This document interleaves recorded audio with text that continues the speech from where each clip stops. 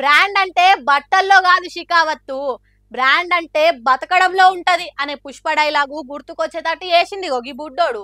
గొప్పతనం అనేది ఉంటున్న గుడిసెల కాదు, పేదరికంలో కాదు, ఆలోచనల్లో ఉండాలి అన్నట్టు చేసిండు గీ చిన్నోడు. చూడండి మీరే.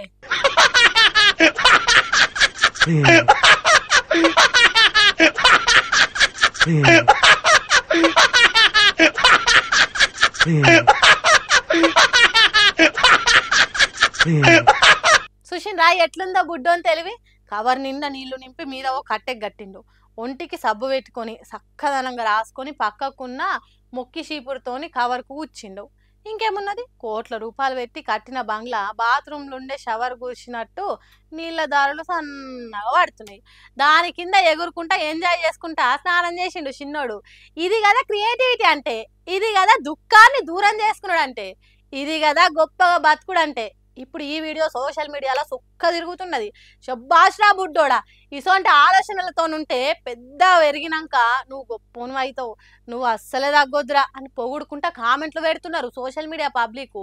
ఎక్కడ జరిగిందో ఈ ముచ్చట కానీ సెల్లులలో షేరింగ్లతోని లైకులతోని మస్తు వైరల్ అవుతున్నది.